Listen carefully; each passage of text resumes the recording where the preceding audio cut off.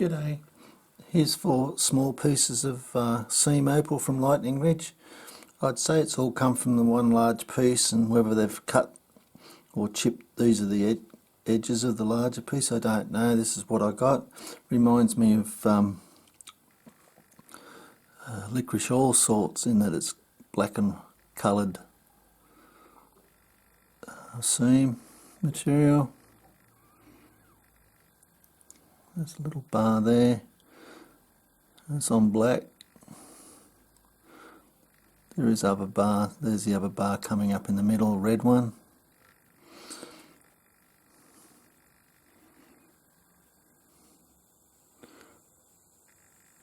Haven't had the time to see if this fits together, but I wouldn't be surprised if it doesn't.